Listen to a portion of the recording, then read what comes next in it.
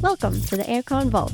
Here you can find the recordings of the live streams from AirWiggle's audio conference. These are made free thanks to our sponsors: A Sound Effect, Aftertouch Audio, Boom Library, Fmod, Game Audio Learning, Game SoundCon, Kiloheart, Rev Rooms, Soundcuts, Strata from Audio Kinetic, and AirWiggles, the online home for audio people. We hope you enjoy the video.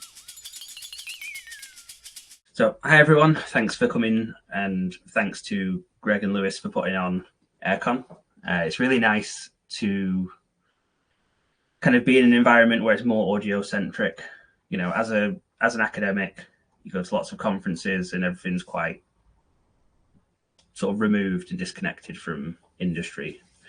But my background is game audio, so it's nice to sort of reconnect with everyone. I'm just terrible at social media. I will try and be on AirWiggles more in the coming, years, I guess. So, let's see. Where's my mouse gone?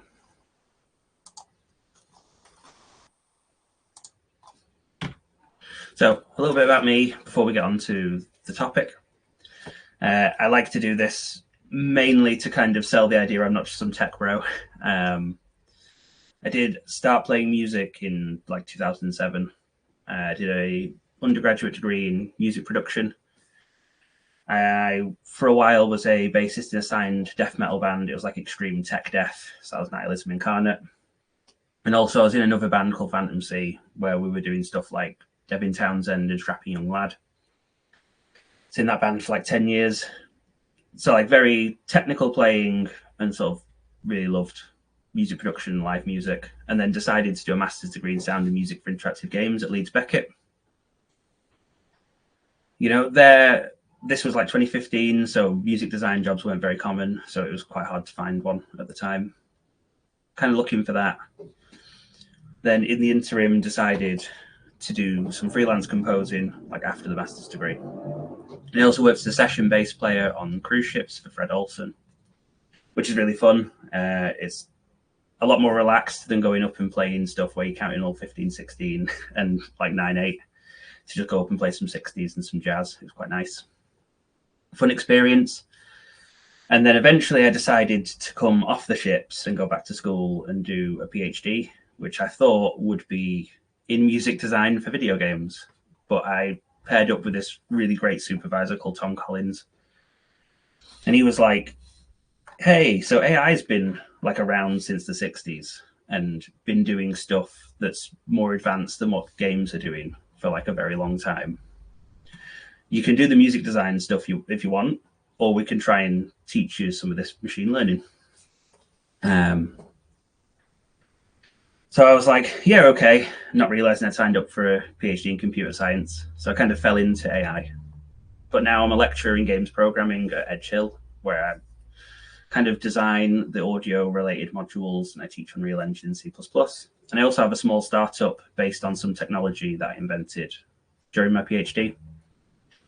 Again, this is an ethical assistive tool, not a generative tool.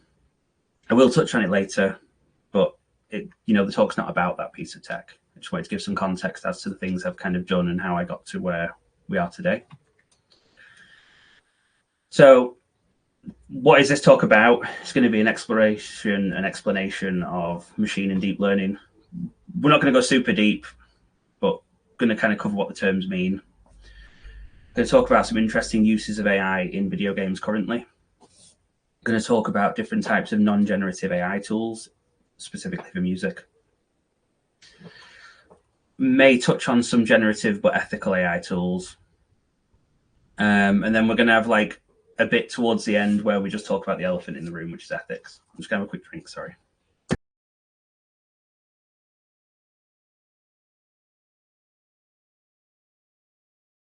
There we go. And just to shout out these three companies, Infinite Album is a startup where they're trying to tackle the problem that when we do live streams, like music can be copyright struck during a live stream. Sorry, I'm looking over here because that's where the comment, where the Q&A is, but I should be looking here. So yeah, Infinite Album doing some really cool, it is generative, but it's tackling a use case where you can't have a composer because the issue is a licensing issue. So they're just generating music to go in the background of streaming. The middle logo is for Intelligent Music Systems, which is a company. It's run by Dan Brown. We'll touch on his tech in a little bit, but really cool what they're doing. And then at the bottom is Newtone, another ethically trained sort of music AI startup, but they make more kind of AI tools for exploring timbre shifting and transformations.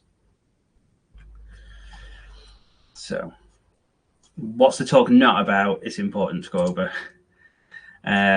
It's not a pitch. I'm not trying to sell you anything. I'm not trying to sell you my software in particular or anyone's. I'm definitely not being paid by anyone. I would joke that I wish, because being an academic doesn't pay extremely well, but I don't. I like my integrity. But then we've also, it's not an in-depth lecture on machine learning either. We could spend 2 to 3 hours talking about really basic machine learning concepts in depth. Sorry, anonymous question. When I say ethics, do I mean copyright, not environmental ethics? If we're talking about like the elephant in the room, we're going to more be talking about the sort of ecosystem for copyright, yeah. And there's some studies that show empirically that certain models actually just steal from their training data and output it. And there's things like that we'll talk about. If you have questions on environmental ethics with regards to having rooms in buildings full of servers that are running constantly and how that affects the environment, you can ask those and I'll try and address them. It's not my area of expertise, though. So, why me? I like to think, although this is a spicy topic, I do identify more as a musician than a programmer. But I've been through the ringer of going from what is Hello World through to actually building a product.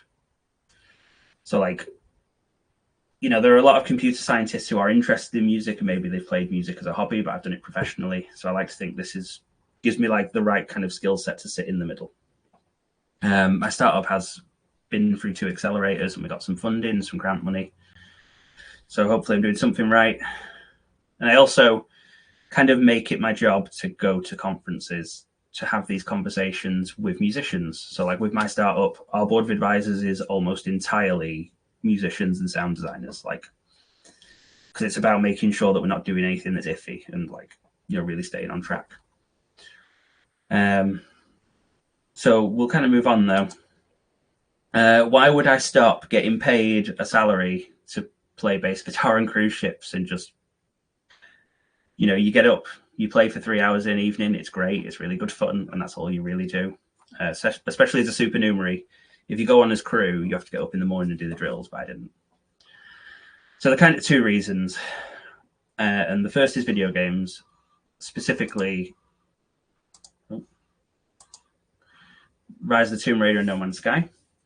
So these were 2 games with procedural systems that came out while I was doing my master's degree.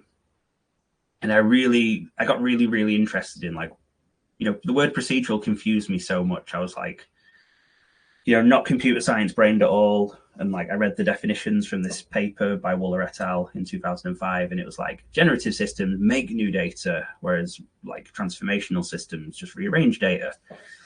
And the idea of music is data was so foreign to me, but I found it very interesting. And these 2 games do some really cool stuff.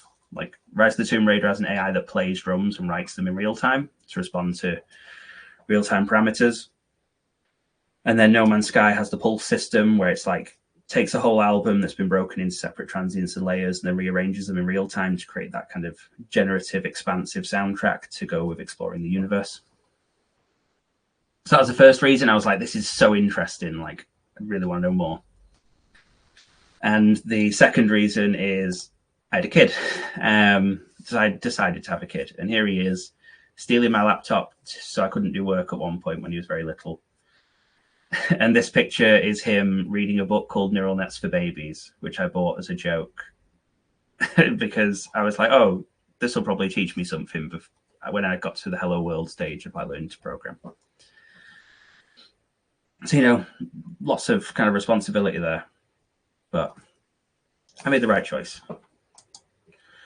So before we can really look at real uses of AI, and deep learning and stuff, I think it's useful to talk through the terminology. And sorry for anyone who does actually know, what all this means. But I think, especially with AirWiggles not just being game audio people, but being like film sound people as well, it's important that we kind of demystify the language and have, when we demystify the language, it allows us to have like more realistic conversations and like actually talk about what we think we're talking about rather than just getting into like butting heads over terminology. Just have some more water, sorry.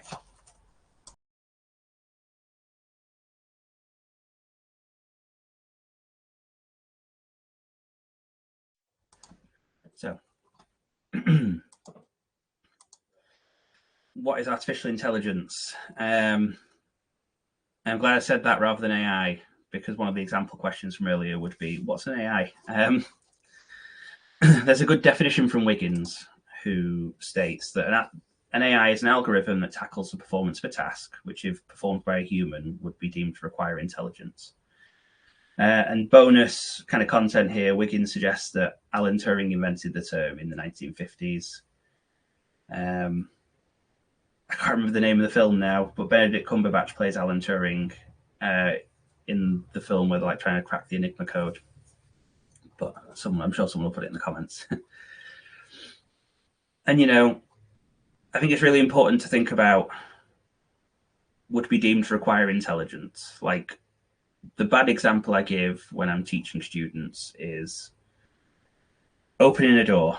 Because if we think about robotics and like tangibles, like actual physical things, like a robotic arm, opening a door is like quite difficult. It's got to gauge where the handle is, it's got to grab, twist, all these other things. But in a game, opening a door is typically you stand next to it and press a button. So it's much simpler. And AI is generally software. To explore AI a bit more, this first definition comes from ARM, the chip manufacturer. But AI in games refers to responsive and adaptive video game experiences, where these experiences are generally driven by NPCs that act intelligently, as if controlled by a human player. I've used Doom here just because I love Doom. It's amazing. But, AI is really old hat in video games, especially in like, for enemies and for NPCs and all these kinds of things. And when we get on to talking about procedural systems, we'll go more into why audio doesn't really use a lot of procedurality. But at the very most basic level, AI is like a hard-coded system that follows predefined rules and simulates intelligence. And I really like this meme, which is Freddy is unmasking the bad guy, which is AI, to find out it's just a bunch of if-else statements. Because if-else is like one of the first things you learn, like control flow, when you learn to program. And it can be as simple as that. So also I see there's some comments in the chat. Remember to put questions in the Q&A if you can, if there's something that you want asking. Oh, the Imitation Game, Ian Macbeth. Good shout. And Lewis says, Alan Turing is also an insanely talented runner and once ran a marathon in 2 hours and 46 minutes. Wow. Insane. Like, I don't think I could run a marathon in a day, to be honest. We'll come back to checkers, though. So if we think about checkers as like a really basic game, and I'll use this because the machine learning reference that I'm going to look at in a minute actually was talking about checkers. If we were to hard code an AI, you'd say, if you can attack, say, just for anyone who doesn't know how checkers works, you jump over the other colors. So if the black piece was here, you could jump over it with either of your white pieces. But if you jumped with this one here to land there, they can obviously jump over yours and then you could jump over theirs. It's like a simplified chess. But, if a piece can attack, then attack in a way that leaves you safe unless you can't. If that's not possible, move somewhere safe unless you can't. If no move is safe, try and calculate ahead a few turns to figure out what's the least costly. Like, does doing a specific move open you up to losing 5 pieces? If no move is possible at all, say you've got 1 piece and you're trapped, just surrender. That's a very basic example, and there would be so many edge cases where that wouldn't work. But like, this is just an example of like how basic an AI can be. So we'll move on to machine learning and like what is machine learning. And I've got two quotes here, and the first is from 1959, which is Arthur Samuel, who said, "This is the field of study that gives computers the ability to learn without explicitly being programmed." And I don't really like this definition because explicitly being programmed, like, I understand what he's getting at as someone who knows how machine learning works, but all of your code is explicitly programmed. So it feels a bit confusing from like a layman's perspective. There's a really good definition, though, from a video game textbook. I think it's just AI for Games. It's by Russell and Norvig. And this is, ML is built to adapt to new circumstances and to detect and extrapolate patterns in data. And if we go back to checkers for a minute, you know, in AI, we hard code the rules. But in machine learning, we could potentially write an algorithm. You explicitly code the algorithm, but then you feed it a load of data and it learns for itself. You know, and if we were thinking about chess, castling is the idea that like in one turn, you can like move one piece over and then you castle over here. And it's more than one move, but you do it in one move, and it's a special type of move. So like, if we were doing chess and not checkers, you could add something like that as a feature. And then features can be included in the data. So you could have like the specific moves. For a more musical example, if you were like feeding a load of melodies or piano music to a machine learning algorithm, then you could potentially, like, if you think about a trill on a flute, like the sort of up, down, up, down, up, down. Say you've got 5 consecutive notes that have that shape. You could write a small rule that's like, okay, we found this shape, mark this all as a trill. And then you could feed that in as a feature into the machine learning algorithm, and it would use that to better inform the models. And I swear we'll get to some audio stuff soon. Like, it's just kind of easier to explain as in like game language than it is audio language at first. Just for some more background knowledge, like, so ML is a subset of AI, and there are different kinds of jobs. And I think this is important because a lot of the time it feels like everything's generative is how it feels, because they're all the big companies that get sort of given money. And I just saw the question. I'll answer that in just a sec. Sorry. There are different types of AI. Descriptive is one. So the system uses data to explain what happened. For a musical example here, you could make a descriptive AI algorithm that, you know, it can look at the music that has been written by you, and it could say, oh yeah, this is a perfect cadence. Oh, okay, here you've used an inversion. So you could kind of use it to help bolster language. In a similar way, you can, you know, there's tools like that, Shazam, sorry, where it fingerprints a piece of music. We say fingerprint because it takes the audio file, puts a few dots on it, gets rid of the audio file, and it just looks like a little fingerprint. And that's descriptive because when you feed it into the database, it says, oh, this fingerprint matches, and it describes what you've scanned, which is the piece. Predictive is, you know, a system uses data to predict what will happen. So that can be generative. There's a nice term, which is autoregressive, where like generative systems, if they generate note by note, you know, say it takes your 5 notes as input and it generates the next one, then it looks at all 6 as context, generates the next one, looks at all 7 as context, generates the next one. That would be autoregressive and predictive. And then prescriptive is the system will use data to make suggestions about what actions to take. So going back to like a music theory idea, a prescriptive task could be something like, you know, oh, here is your piece. I see that you've got this chord. I suggest you try this inversion, or maybe you try to extend the chord with a 7th just to give it a bit of extra flavor. You know, maybe a useful kind of idea for people starting out, like beginners. Before we move on, the question from Pimpernel Jones, I'll spotlight it. Was there any impact from the guys who released MIDI of every possible melody combination? I think this was back in like 2013. I think it was just 2 people, and they had a hard drive with every possible combination of notes. And they took it to a court to try and basically say they have the copyright to everything, or to try and make the argument that no one can copyright anything, but it didn't really go anywhere. Sorry, there was no real impact. Just kind of a fun experiment.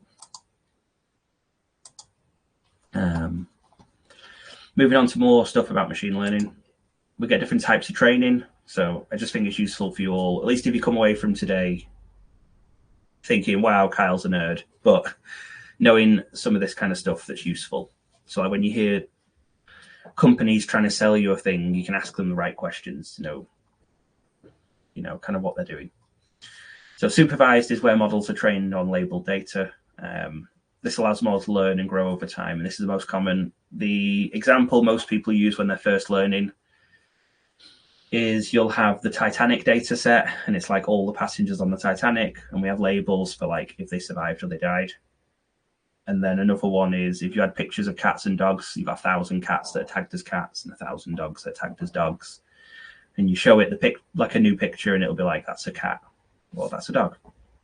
That's supervised training because we're hand annotating the data to give it specific information that we're hoping the model will learn. Unsupervised is not as common, but this is where the model looks for patterns in unlabeled data. So we don't say cats and dogs. We would just give it all the animal pictures, and it would eventually learn like, oh, the pixels sit in this way. And when they sit in this way, it looks like this.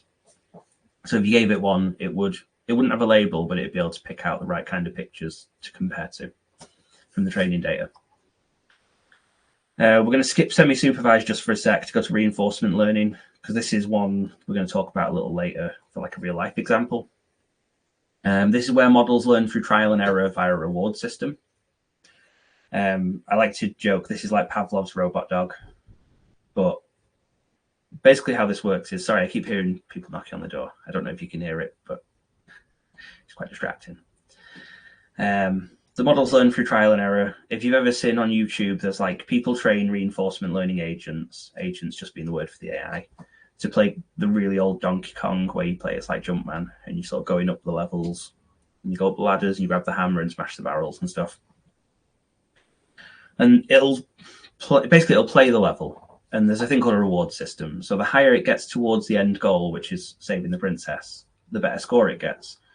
So after playing the game itself like 10,000 times, it basically learns the way to get to the top, because every time it fails, it sort of gets a score for how well it's done, and then it punishes itself for failing and says, don't do that again. And then at the end, you can kind of press a button, or the YouTube video will just show you 10,000 Jumpman/Marios just sort of flying across the level. And some of them will just walk straight off the wrong end, and that'll be like sort of instant penalty. And that's reinforcement learning. And then semi-supervised is a bit newer, and this is like a larger sort of task agnostic model is trained on unlabeled data. So it's not doing a specific job, it's just trained on a lot of data. So you might train a music generation tool with just loads of MIDI, and it's for like every genre. But then you'd fine tune it with some labeled supervised like model on top. It'd be fine tuned. You'd then go and get like, 90s video game music data and use that to fine tune it. So I promise we'll get through the definitions fairly soon, and then we'll look at some real audio. So what is deep learning? Deep learning is another subset of machine learning, but it's a type of machine learning that uses neural networks to learn from data, and it's inspired by the way the human brain works. Deep learning is built on this thing called a perceptron from Minsky and Pappert's paper. This is this here. And the perceptron is basically like a little node, and it's supposed to be representative of a node in the brain. So it takes multiple inputs, which is X. It's kind of multiplied or scaled by the weights, which is W. And then it goes into the node, and there's a thing called activation function, and they're all different. But they run through that, and then you get an output, and it's like a 0 or a 1. And this is, a subset, and this is a very basic example. But in real, like deep learning and neural networks, This would be small. This would be very inefficient. You can have hundreds or thousands of layers with, like millions of nodes. And in your input, this is just where you pass in your input in. It's going into the nodes. They're making their calculations. They pass it to the next ones. They all pass to each node. And like there are so many architectures doing different things. Like some of them will have multiple different kind of networks running in parallel, and it'll be comparing their output at different stages. Some of them pass backwards and forwards. So if we think of that musically, that's like instead of just saying this chord's a C and the next one's a G, being able to say the current chord is G, the next chord is D, but the previous chord was C. So it allows the model to get like a much better grasp on, again, context around like transformer networks don't necessarily look like this, but transformer neural networks are the underpinning kind of architecture for all the LLMs. They treat music, which can be audio or MIDI, as like language tokens, but they're capable of finding long-term dependencies, which means like, if you've got a reoccurring melody, it's able to pick out that is reoccurring and that's a feature and try and put it into generative output or into other tasks. Let's have a quick drink again, sorry, and I'll check the comments.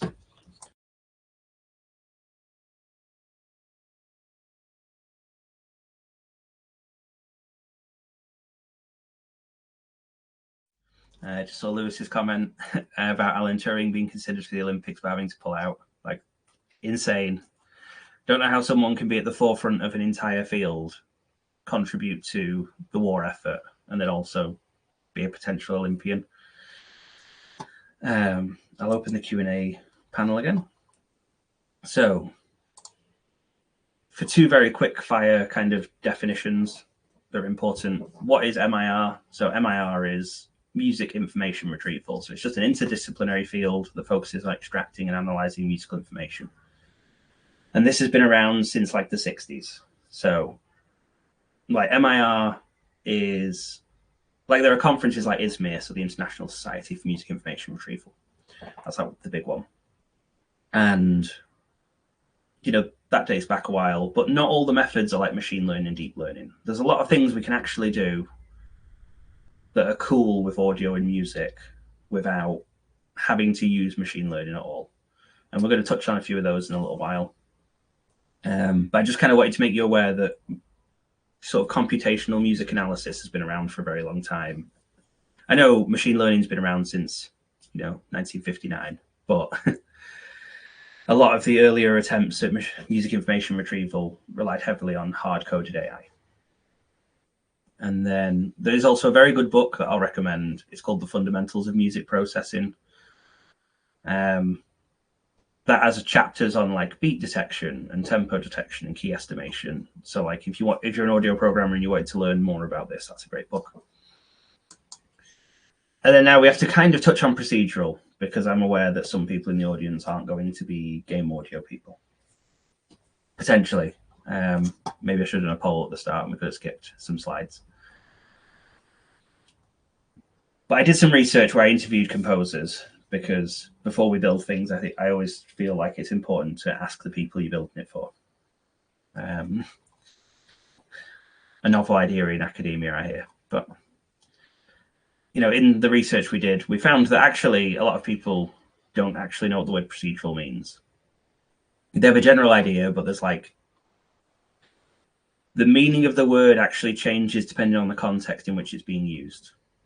So procedural content generation, as it's widely used in the games industry, is like the use of computational approaches to generate visual or mechanical contents, like generating levels, generating weapons and stats for weapons in like Borderlands 3.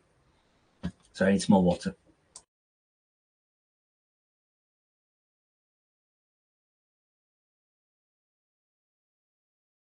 Thanks for sharing the book, Oberon, in the chat. So, that's the most widely used kind of PCG. But then if we think about procedural sound design, if I came and said to you procedural sound design, most people would think of Andy Farnell. Yes, Designing Sound, which is a book about using pure data to like generate sound effects from sine waves. And then when you say procedural music, people are a lot less familiar with it. but like there's a paper from 2005 by Worrall et al., which I talked about earlier, which defines if a game music system generates new data, it's generative. If it transforms the data, and rearranges it, it's transformational. But in some of my own work, I've argued this sort of definition of transformational is a bit lacking now, because if you think about games like Baldur's Gate 3 and like Dying Light 2, the music systems are so complex that like everything's kind of state-driven and transformational, and that's not really procedural anymore. But Pluton and Pasquier came up with different definitions. So they defined procedural music systems as either generating music, rearranging them, but like in a complex manner. And instead of treating things as being procedural or not, they treat it as like a spectrum. And then there's performance systems, where they argue that, a procedural system, so like a computational system in the game, can change the way that the extant music is interpreted. So for PCG in detail, and we're nearing the end of the academic part, I promise. PCG has widely been adopted in games and reduces person hours, development costs, and changes player experience. There's like so much research that actually backs that up as well. But you can see it in like Spider-Man, where, all of the cities, like they used procedural generation to help build it. It is mostly adopted in level design and physics and mechanics, and not really in audio or music. There isn't a lot of research looking at why. In my own research, where I've interviewed people, like we could spend an hour just talking about that. But like a lot of the audio people I've spoken to basically said, the tools are hard to use, or the output's not good enough, and it's just not really worth the effort of learning and all this kind of stuff. And now with the sort of widespread understanding and adoption of machine learning, there's lots of other ethical issues. But machine learning is increasingly being applied to PCG. So the three references here are for a machine learning approach, deep learning approach, and a reinforcement learning approach. So it is like the technology is getting better and better and getting even better results. And there's a lot of academic research looking at like how do we even evaluate sort of generative levels. But before we move on, very quick sort of catch up on what we just covered in case anyone fell asleep. Very basic AI models can be as simple as checkers or bots with finite state machines in games. Machine learning comes in many non-predictive or generative types. Deep learning is just a type of machine learning that requires an enormous amount of data generally. We have to say generally because the second you say a broad statement about anything AI, someone will go and make something that proves you wrong. And then for non-game audio folk, procedural is a word we use for like generative or computational approaches to doing stuff in a game, be that the placement of objects in a level or creation of content like music. So now we're going to look at some real like practical applications, and some of them I don't have demos for, unfortunately. These are real case studies where I've been to talks with people and they've told me about what they've done, but they didn't really share videos. And I'm hoping people in the chat love Baldur's Gate, because I do. And in Baldur's Gate 3, they used neural networks to automate how they did facial animations. So if you think about like the scale of Baldur's Gate 3 and like how many cutscenes there are, like doing that entirely by hand with your team of artists is just ridiculously difficult. Like it's so time consuming, and that's costly for like a company. So they got Gabriel Bosk, who came and did a talk for IGGY, which is the PhD center that I'm with. And he talks about how they did emotional content recognition. So like they had a system that looked at the dialogue and it took out like the key sort of emotion of what was being said. And then it would automatically put a facial animation on the models that it needed to be on. And then obviously the artist would go in and do like the interesting creative bit where they're like dragging it around, making it look good. And and the facial animations do look really good. Sorry, I need a drink.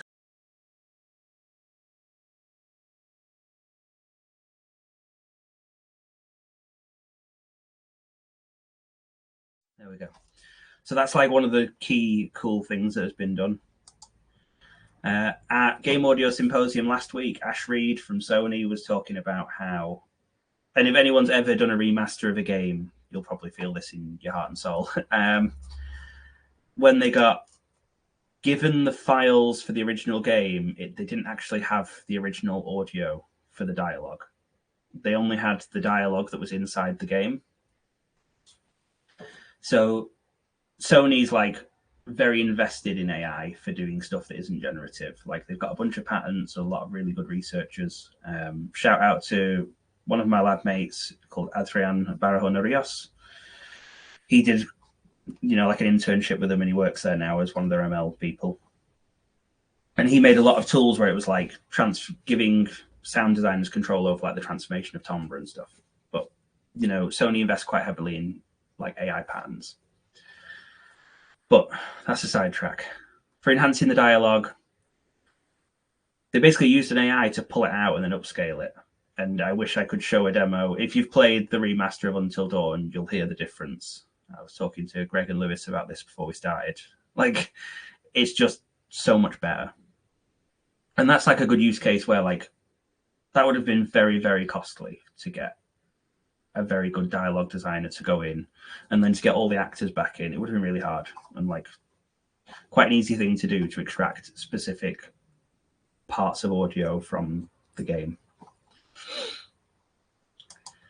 Another good talk, which was at another IGGY conference, so the Centre for Doctoral Training. This was Riley Millardi, who's the head of ML at Cinesight. And Riley talked about the use of reinforcement learning. So not for these two projects. I just picked these because they've got really weird anatomy. In the example video that Riley showed, they had like some really weird creatures with really weird physiques and anatomy. And they were talking about how they empowered their visual artists by training a reinforcement learning agent. So they basically told the monster to teach itself how to walk. Like, you let it run 1,000 times and it would go from not being able to pick itself up to being able to walk. And then the animators could go in and change those animations, like, and make it better. But it's taken out a lot of that grunt work of like having to go look at how a real scorpion would move if this was the example. This wasn't the example. It's just a nice picture. And it seems like Cinesight are, again, in that similar vein to Sony, investing quite heavily in assistive tech, but they're doing like, they've just launched TechX, so a Gen AI technology exploration unit. There's a bunch of good business books that basically say like these units are basically little startups within bigger companies. But surely they probably, as a company that's been doing VFX and like animations for years, that they know intimately the areas in which they can improve their workflows, and that's what they're tackling. That's the key takeaway for today. Really, is that's my view on AI for game audio. Like that's what I think we should be doing. So have another quick drink.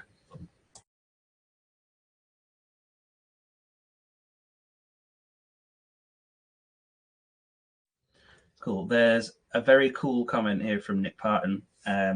Yeah, stem splitters and stem separation is fantastic. Demux is open source and it was made by Meta back when it was called Facebook. And you can use it to take songs that you can't actually get the stems for anymore and split them like old songs, and you can use them on anything. It is great. There's a lot of tools like that are just assistive. Let me open the Q&A panel in case we get any there. So moving on from Cinesight, there's the dynamic percussion system. I will finally show you some audio now. But I love this game. If anyone was at Game Audio Symposium on my lanyard, favorite game audio, this game. Daniel Brown, the founder of Intelligent Music Systems, did an amazing job. There is a talk about it at GDC in the Vault from Philip Lampersky and Bobby Tahuri. So I think lead sound designer and the composer. Sorry, just a moment.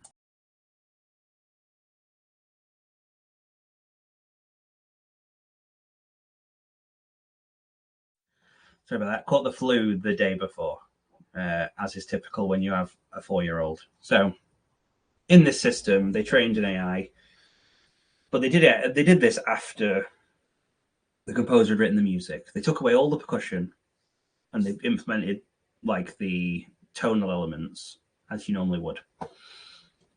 And then they train the AI to understand the style of the drumming and to play in real time and change its drumming sort of intensity based on different parameters within the game. And I'll be honest, if you don't watch the talk and you just play the game, it's very easy to not notice it. I'm going to show you an audio demo in a second where it's like all of the tonal elements have been removed. It's just the percussion, but it's adaptive. So like you're just walking around. There's no percussion. Ooh, you go into stealth because you hear a sound very light. You know, oh, you see some enemies, but they've not seen you. It starts to get a little bit more rhythmically intense. And then, oh, you're in combat. Really bombastic drums. You know, and this is MIDI, but then they have a sample instrument for like the high quality drum sounds. And it just makes this really cool experience. They also used it in the Marvel Avengers from 2020. This game was 2015, but Daniel Brown did a good talk about it as well in 2018. So I'll just show you the demo.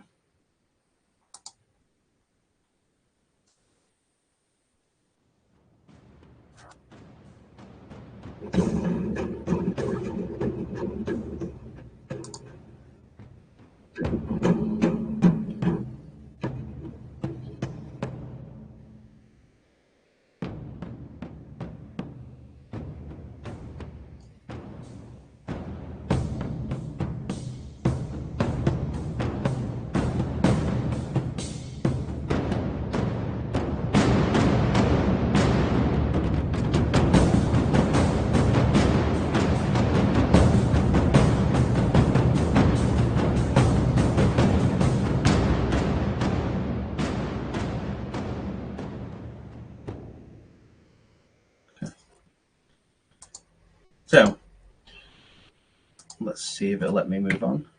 Nope. Let's pause that. Here we are, the little controller. So I realized I'm taking longer to get through this than I thought. I was hoping to have more time for questions at the end, but we'll try and fit some time in. Another researcher based at York, which is where I'm doing my PhD, they made a tool and it was used for the Broken Sword remaster. Here's a nice quote from the founder of Revolution Software, that their research allowed artists to use their own hand-drawn high-resolution sprites as training data to basically get rid of the mundane task of upscaling low-resolution sprites from an original game.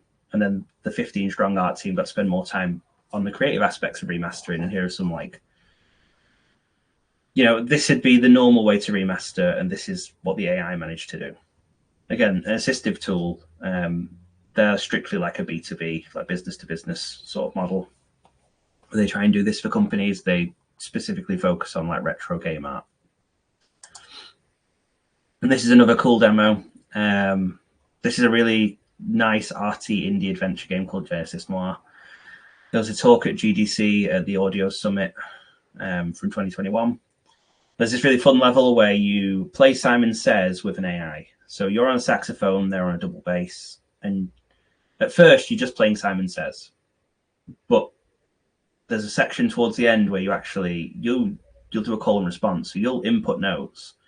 And then this old school machine learning algorithm from the 2000s is used. And it has like a jazz bass style where it's playing sort of pedal bass, and it even fits the licking.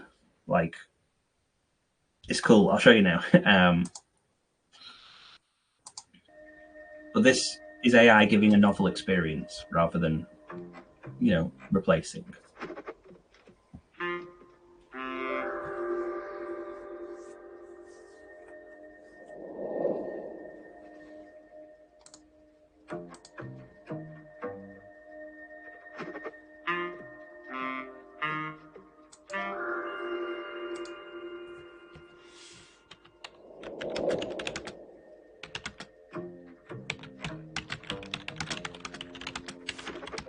Typing sounds.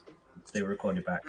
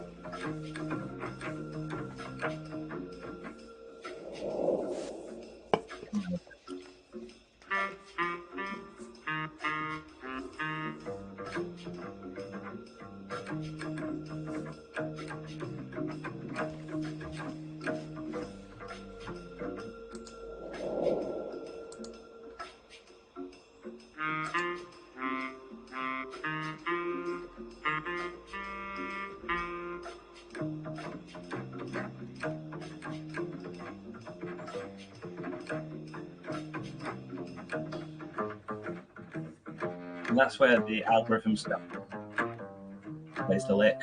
But we'll stop that there because that's like a nice novel experience that's only possible with the AI.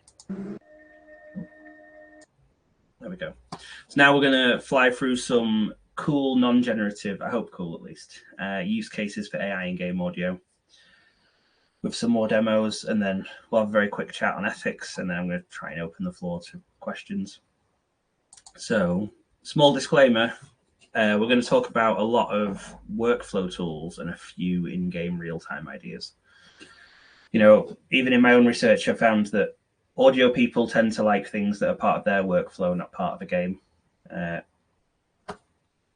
It feels very silly that needed to be published. It's the kind of thing where we would assume that's right as audio people. But that was like a finding.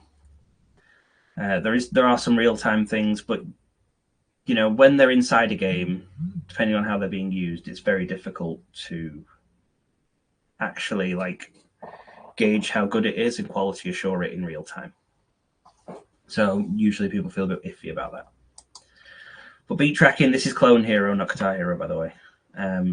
When you make a rhythm game, you could load in a MIDI and use the MIDI events where you've got an on time to trigger note events. If we know that at 5 seconds it needs to be here, you would just calculate the time it takes to get from the end to where you are. And then that's the second it would appear here and start falling down. And you can also do it with audio. You can use audio files and separate audio files for the instrument you're playing and have them layered and kind of mute them in and out for mistakes. But, MIR, it's so easy. With just 2 lines, we could extract all of the on times from the actual transients without using machine learning. It's just a very basic AI approach. So rather than having to sit and figure it out for all the MIDI files, you've just got the information there. And the first couple of demos are going to be like this. It's here's a simple idea, here's a library. In a similar fashion, so Librosa is the Python library here. If we think about tempo and key estimation, evolving music systems with multiple tempi are possible with Quartz and Fmod and Wise. And when you're delivering the music and you're very intimately familiar with it, it's dead easy. Because for this track, it needs to be 119 beats a minute. That one's 83. But if we think back to the Until Dawn example, sometimes we get handed files if we're in a production role where you're just not given the information you need. So there are tools where you can just feed an audio file in and it will figure out the key, it'll figure out the tempo for every beat, it'll just give you a tempo. If it's just one tempo, it'll just give you one tempo. And then you can use that information to better sort of design systems that adapt. Again, this is Librosa, and this second one's called Ski, S-Key. That's used by Deezer.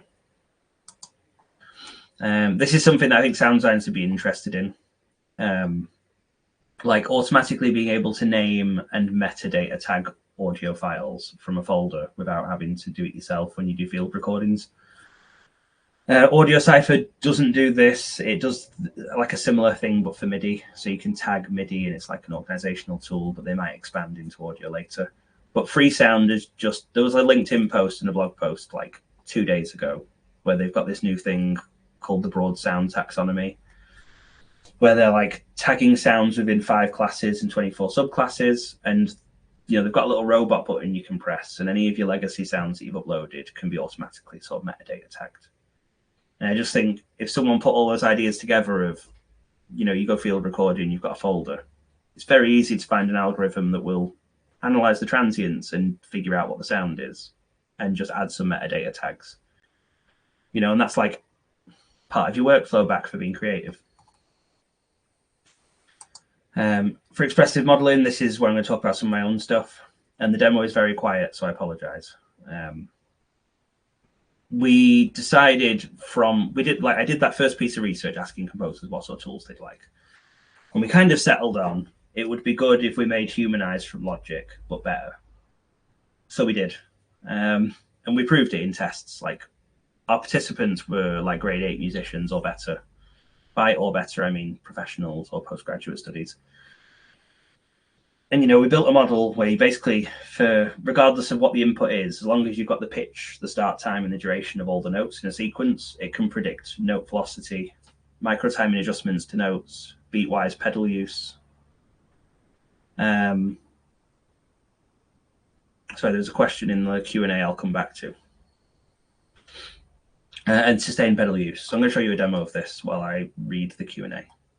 So this is very quiet. Again, apologies.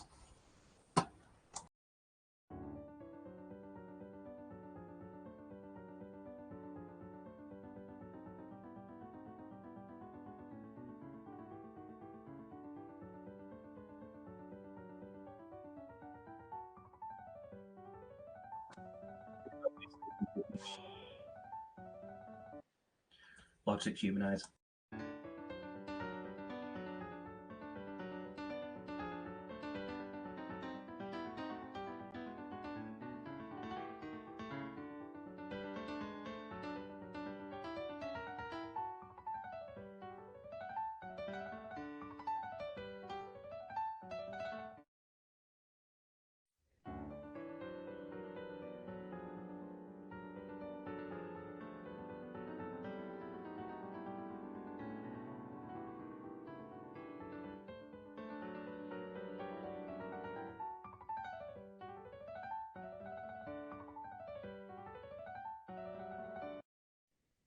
So yeah, that last one was an AI trained on human performances that were ethically sourced, and you can use it to, there we go, to simulate how a real performer plays. And we were very careful in how we sourced that data. But when I've shown that to composers, they're very interested in this idea of as a novice, it will help you improve the sort of quality and fidelity of the piece. Whereas when you're not a beginner and you already cut your teeth, you can kind of use it just to speed up your workflow a bit. Before we move on to mixing and mastering, a question in the Q&A to spotlight. So Kelly has asked, when talking about machine learning and Scorpion teaching itself to walk, do I think over time anything will be lost with all the grunt work? It's really difficult. I was on a podcast last week for the Story of the Sound with George Reese, and we kind of got into this a bit. And we were on with two other musicians as well, Alma and Daniel. But I think a primary concern for me when we get rid of the grunt work is there's going to be less opportunities as juniors to cut your teeth. Like if you had a tool that could do the naming of files per se, and say you're a junior and you've been given all the field recordings to do, you're not going to become as intimately familiar with recognizing transients and sort of recognizing the shape of audio files and hearing them and figuring out what's good and what's bad. Because if the AI just takes out the bad takes, you sort of lose that learning experience. And I think a lot of these tools are very similar. If you use a tool just to humanize all of your notes all of the time, you won't learn how to do it well yourself. So you become reliant on tools. And the same for mixing and mastering and for generative tools. I'm more worried on a societal level of will people be able to get, it's already hard to get a junior role or an internship. So getting those roles, they might become less. And there's also less ability to cut your teeth unless you're just really stubborn about it. So hopefully that answers your question. For mixed and mastering, this is Lambda. So it allows you to upload a reference track and imitate some mastering. It's fairly cheap and affordable, and it's an easy way to improve mixes straight out the door as a composer, but it's not as good as hiring someone. I'm going to show a quick demo. Apologies, this music is something I wrote when I was 17 for an Aztec game, so it's not the best.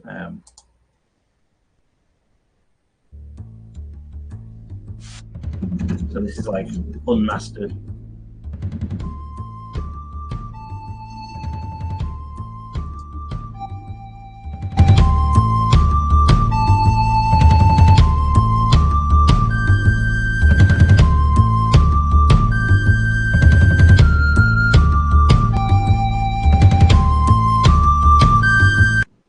Stop that there because I knew it was going to stop. Great, put a good question as well. How do you know what a bad take is? You don't until you've experienced actually doing the job. you know, if you use an AI to define that, you're going to miss out on some good takes just because it doesn't fit a very niche standard that's been expected. Let's not watch that again. A cool tool and ethically trained is Newtone's Morpho. You put in a sound, you tell it the kind of sound that you want it to end up like. So here, a sitar. And it will transfer the timbre of your input audio file to like the output and gives you a bunch of controls over a lot of the sort of timbral aspects. I'm going to try and tie up very quick so we've got some time for Q&A in case anyone wants to ask anything. But they're doing really interesting work, and there's free versions and there's paid versions. So you can just go to their website and get these. And it's like a nice neuromorphic style as well, isn't it? So challenges and ethics. In a lot of the research and chats with like professionals, we found that like obviously the robust timing systems for games is really tricky, and it's really important to get one of those working if you did want to include like an AI tool. And you need to compensate for things like we're doing a computational analysis of the current music, because like let's say you're doing a key estimation for some procedural music, and then you're going to tune the sound effects. You need to know that's not going to cause little gaps that are going to ruin the quality, and like plan ahead. It's got to be very, very proactive rather than reactive. In my own research interviewing people, we found like there's just a lack of infrastructure and technical support. Like it doesn't matter which studio you work for. Every studio's got different kinds of audio programmers and different kind of music designers, technical sound designers. They don't all know the same things. So you never know what kind of support you can get for using tools. So it's really hard to push to try things. In Abel's talk, which is the one about Genesis Noir, they talk about like ML engineers for audio are like very expensive, not just for audio, but ML engineers compared to like upper roles are quite expensive. So as an indie studio, it's hard to justify, which is why they relied on an older algorithm. You know, there's also things like ethnocentrism of training data. So like unless you're scraping YouTube, or even when you're doing that, the vast majority of data you're going to find is like Western centric. It's all fits into Western traditions because those are easier to notate. Like you can find MIDIs or XMLs for like any Western song, but if you wanted to capture some gamelan, like much harder to notate, so it's just less readily available. So you get this kind of like generative output is stuck in a specific style. But that brings us to like the elephant in the room, which is like Suno and Udio. I'm sure people saw the two big bits of news in the last week were Sony, Warner, and Universal are suing them, but like there's been some leaks about talks about just licensing deals, which I personally think is problematic. Not just for smaller ethical startups, but also for like, I don't know about people in the audience, but I've spoken to a bunch of composers and sound designers who've like, they feel like leaving the field because they just feel like tech's just going to evolve so fast and it's going to be harder to make a living. And they're like, I should change now so I'm not having to worry about changing in 2 years when everyone else is doing it. And that's problematic. There's also like, I think Music Tech UK just shared a post that was like Timbaland has signed with Suno or Udio, one of them. And he's called his new genre like A-pop, so AI pop. And so people are in uproar about that. And rightly so. Like, again, my stance here is we should be building cool tech that makes all of our lives easier so we all make more money and do the thing that we like. You know, I don't think that's a controversial take necessarily. But if you want to learn more about actually doing this sort of stuff, like there's a free course on Hugging Face where you can learn about audio machine learning. So you can build a speech recognition tool or a genre classifier. And then for Wolf Sound, that's a YouTuber. It's called Jan. He has a YouTube video about getting started in ML for audio. I wouldn't be an academic without showing some references. They're there in case you want to go back to the video later and read up. But thanks for listening, and we can do some Q&A now if there's time, hopefully. And as a quick thing, thank you to Lewis and Greg for putting AirCon on. And if you're interested in hearing more about like the Humanizer tool, again, this is not a sales pitch. There's a mailing list on this QR code where you can sign up and be added to like the emails. Glitch, the website building tool, like has shut down, so the website doesn't work anymore. But if you want to chat as well, I'm always available on like LinkedIn or email, and hopefully soon on AirWiggles. I need to figure out how to change my username on the thing. So hopefully that was interesting. I'll check the chat. Oh, cool. Thanks, everyone. Yeah, Timbo is making an AI pop star. Oh, thanks, everyone. I was worried for much more spicy questions. I see we've got a few questions, so I'll spotlight them. So, Johannes, hopefully I'm saying the names right. Sony's invested in AI. They used it to enhance dialogue in Until Dawn, also creates AI patterns. Guess that all the remasters are coming out now. Also testing fields for how far they can get things. This is an interesting question, and hopefully you can all see it on screen anyway. I wrote a paper actually comparing Final Fantasy VII to the Final Fantasy VII remake, and like looking at how music design has evolved. And in that paper, I kind of said we're approaching this phase of like new nostalgia, and like, you know, we're in kind of a phase of recycling past hits anyway. I don't know if they're necessarily doing it just as a proving ground. I think this was just, I think it's good for them to make the tech because they're going to always be trying to push boundaries as like, you know, one of the bigger people in tech and in games. I think they just were like, oh, this is a use case. Like Ash said, it was just a small part of the workflow. A lot of what they were doing is just like, you know, just normal workflow. They were like remaking the sound effects and doing it all legit. And like, this was just like what they can do. So like Adrian, who is at Sony, his stuff's very much about like, I don't know what he's doing now in his role, but his research in his PhD was very much like making tools for sound designers. So I'm hoping they're just exploring the fringes of what's possible, really, and not just trying to recycle everything. I do think big hits are coming back, and I'm praying for Bloodborne remaster. I don't know about anyone else. So we've got more spotlight for Roman. In order to train models like Suno and Udio, companies actually violate copyright, teaching their models about permission of copyright holders. Wonder why artists primarily suffer from neural networks.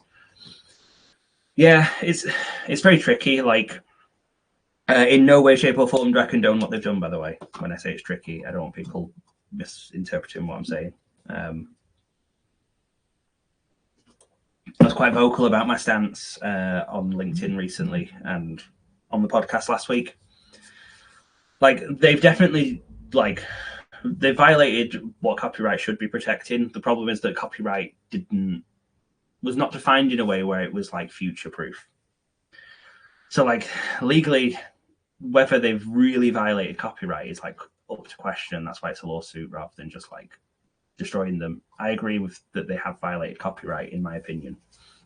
And this is why I think it's really problematic if they just strike a licensing deal now rather than actually like going through with the lawsuit, because it's like all the other times when tech's evolved and like the creative industries have kind of been crushed, well, not crushed but punished. There was, for anyone in the UK, the BPI, like the British Phonographic Industry, put out like a survey asking for opinions on what they were saying to the government. The government put out like a survey like, what do you think about the way that we're planning to deal with this? And, you know, and they're very much, their entire document was massive, but it was a lot about how do we balance the growth of the AI sector versus not destroying creative industries, because creative industries is one of the big sectors in the UK. And their argument in this thing was basically like, we don't know what to do, because if we penalize really hard on the AI companies, they'll just go to other countries where they don't get penalized, which is unfortunate. We have to kind of hope it's all going to evolve in a direction. I think the lawsuits kind of help that. Sorry, just a bit of a ramble there. Hopefully that was interesting. We've got Tyrell has asked, what could a beginner do to develop a career in audio production, whether it's for films, animations, or game sound, to combat the use of AI in their work? Some of the websites like Freesound, where you can put your stuff up, you can now opt out. They automatically opt you in a lot of ways. So you have to actually go and put your sounds and opt out. You can put a tag in Freesound to opt out, to not have your stuff trained on. I think the existence of the technology is always going to be tricky. It's enormous. Like the implications, like they're just going to keep building stuff. So it's going to be there. But like, if you don't want to do it in your work and you don't want your work to be kind of trained on, that's a thing to be aware of. I do think trying out new tools of like, non-generative stuff, like the useful stuff, is worth doing. I think if we think back to when sample instruments were invented, like, it was like, this will be the death of live orchestras. And in some ways it hasn't, and in some ways it has. Like, there's a lot less live orchestras now. But, people adapted though, and the people who are still going are the people who kind of take tech on. I'm not saying that as like to AI evangelize or anything, but like, you've got to kind of pick what you're happy to work with and use it to speed up your workflow where possible. I think it is very difficult though. Like, there's a lot of like sort of ethics and other issues with it. Anonymous question: are there any AI tools that can be used to create new voice morphing tools? For example, blending spoken dialogue with wind chime. So Morpho, you can put in dialogue, and you could set wind chimes as the output, and it would like combine them. But what you're probably better off doing, depending on how comfortable you are with a little bit of Python, is like, if you Google timbre transfer, so TIMBRE transfer, there's like loads of research in that area looking at how we can take the timbre of one sound and apply it to another, so you could blend those kind of sounds. Next spotlight: what's the environmental impact of all these different tools? Typical generative stuff I've heard is quite bad. It's the same for all different types, talking about from the start. It really depends. Like, so with the stuff that I'm building, we're not using servers. Like, when you train the model, obviously using electricity and it's kind of training. At these larger companies, they're constantly training, like OpenAI. Like, they're constantly sort of scraping and training and improving the model. With small bespoke tools, if you can train your own, you're only training it for like a short amount of time if you've got a good GPU. With the stuff we're building, once we've trained it, you just run it in your DAW like a normal BST. So like, the actual environmental impact of a tool like the Humanizer is basically nil. It is for most VST type plugins, because a lot of them aren't connecting to a server somewhere where they're doing a lot of like heavy lifting. For the heavy lifting, it is quite bad. Like, I don't know the statistics myself.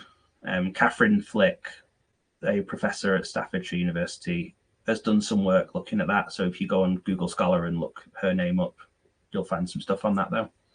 But it can be quite bad when you're constantly kind of scraping data and then training like over and over and over. So, I think we've answered all of the Q&As.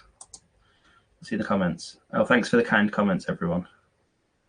And I agree with Nick's point here of like, none of these Gen AIs would work without incredibly vast amounts of training data, and paying for that would crater it. Like, to be honest, it's difficult with Suno and Udio. Like, the lawsuit is actually less than their last round of funding. Like, so they'd survive it. It would absolutely cripple them though. I think that's kind of the point though, isn't it, of the lawsuit? But it's so vast amounts of data. In the podcast last week, we were talking about the transformer architecture is like the underpinning architecture underneath all these other like LLMs and like LLM-based tools like Suno and Udio. And one of my colleagues called Alex Yin, he did some work showing that transformers steal chunks of training data and rearrange them and just spit it back out, which is a lot easier to like prove when you've got small data sets.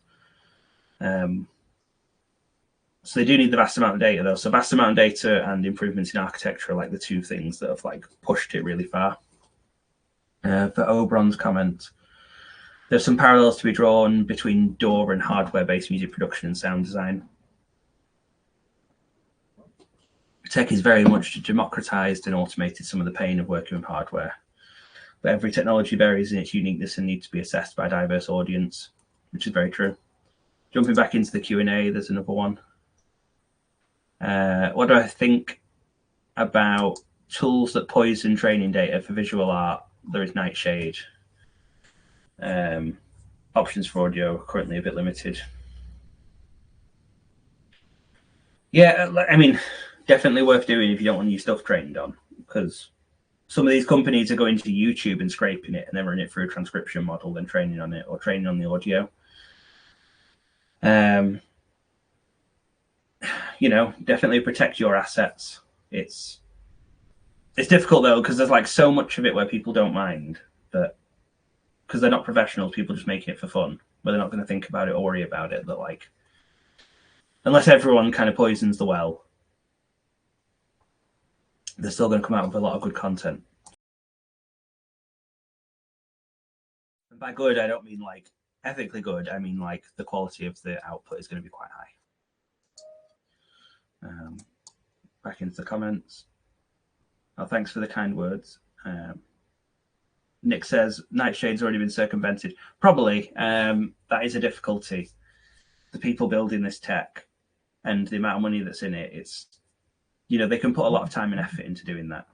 Like, it's very easy for them to just throw money at the situation and engineers.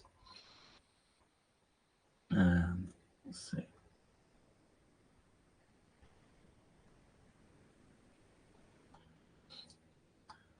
Yeah.